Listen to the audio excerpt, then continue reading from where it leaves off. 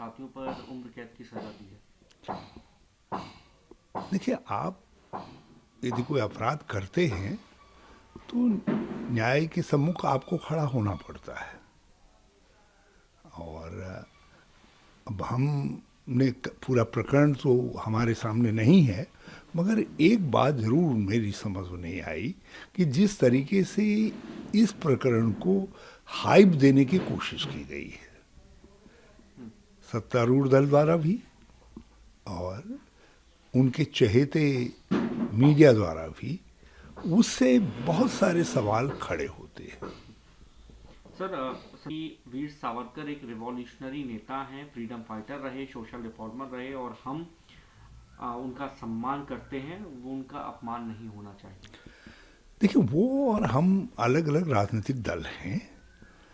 हमारी अलग अलग बिंदुओं पर अलग सोच हो सकती है। महाराष्ट्र के अंदर एक विशेष उद्देश्य को लेकर के हम लोगों का गठबंधन था और आज भी वो गठबंधन है। और उनकी जो लड़ाई इस समय है, जिस प्रकार से केंद्र सरकार और गवर्नर जनित या भाजपा जनित कह लीजिए, एक नकली शिवसेना खड़ी करके उद्धव ठाकरे जी पर और बाला साहब ठाकरे जी की सोच को कमज़ोर करने का प्रयास किया जा रहा है, उसमें हम उनके साथ दृढ़ता से खड़े हैं। और रहा सवाल इतिहास के कुछ सवालों का या कुछ ऐसे प्रश्नों का, उन पर उनकी और हमारी सोच अलग अलग हो सकती है। और ये ऐसा कहीं नहीं है। हमारी उनकी राजनीतिक विचारधाराओं के विषय में सबको मालूम है। सर, वीर सावरकर के ग्रांट है कि मैं मुकदमा दर्ज कराऊंगा यदि राहुल गांधी माफी नहीं मांगेंगे अपने बयान को लेकर। तो देखिए, राहुल जी ने जो कुछ कहा वो एक ऐतिहासिक तथ्य है। और अब ऐतिहासिक तथ्य उदाहरण के रूप में जब आते हैं तो वो बदलते नहीं हैं। श्री वीर सावरकर का सम्मान एक स्वतंत्रता संग्राम सेनानी के रूप में कांग्रेस ने भी किया, इंदिरा जी ने भी उनको सम्मानित किया। लेकिन ये तो ऐतिहासिक तथ्य है जो कुछ राहुल जी ने कहा है। सर, विकास अघाड़ी के साथ महाराष्ट्र में कांग्रेस का भी गठबंधन है। ऐसे में सावरकर को लेकर दिए गए बयान पर अब शरद पवार ने मध्यस्थता संभालते हुए मध्यस्थता की है और ये गुजारिश भी की है कि सावरकर को लेकर कांग्रेस थोड़ा टोन डाउन करे, कम हमला करे। देखिए, कांग्रेस इस मामले में कोई हमलावर नहीं है। एक ऐतिहासिक तथ्य को एक संदर्भ में, क्योंकि बार बार भाजपा द्वारा कहा जा रहा है और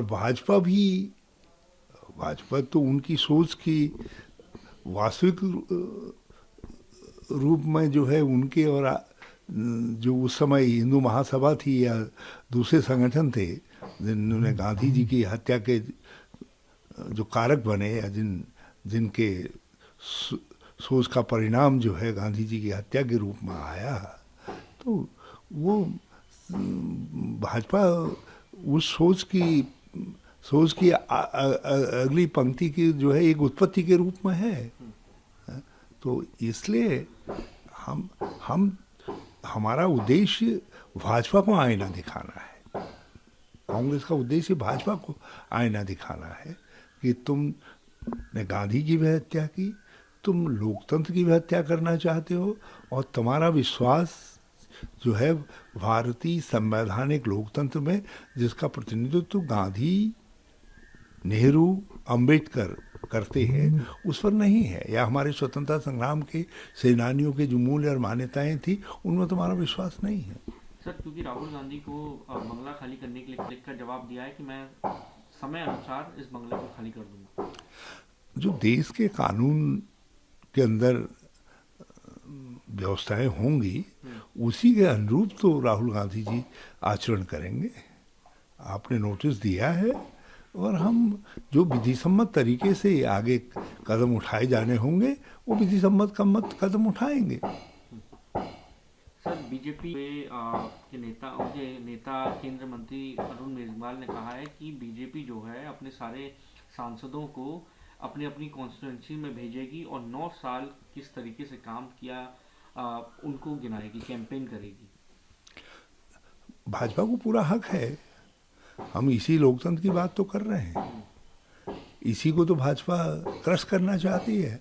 हाँ, लोकतंत्र में जितना अधिकार हमको है उतना ही अधिकार अपनी बात कहने का भारतीय जनता पार्टी को भी है, मगर उनकी सरकार ने किया क्या है, हम उनकी सरकार का जो दूसरा पक्ष है उस पक्ष को भी लोगों के सामने रखेंगे कि किस तरीके से उन्होंने देश की पूंजी को एक चंद हाथों में दे दिया है, जिसका प्रतीक स्वरूप जो है श्री गौतम अडानी है। हम इस पक्ष को भी रखेंगे, यही पक्ष हम रख रहे हैं, और वो ये भी लोगों को बताए कि क्या ऐसी उनकी में खूबी है जिसके जरिए जो है गौतम अडानी 609 नंबर से दुनिया के दूसरे नंबर के रईस हो गए।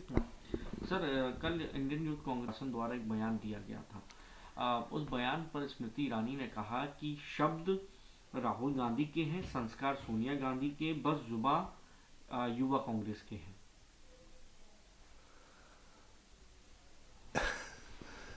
भारतीय जनता पार्टी की तरीके से कांग्रेस में कोई दुमुहापन नहीं है, भारतीय जनता पार्टी में दुमुहापन है।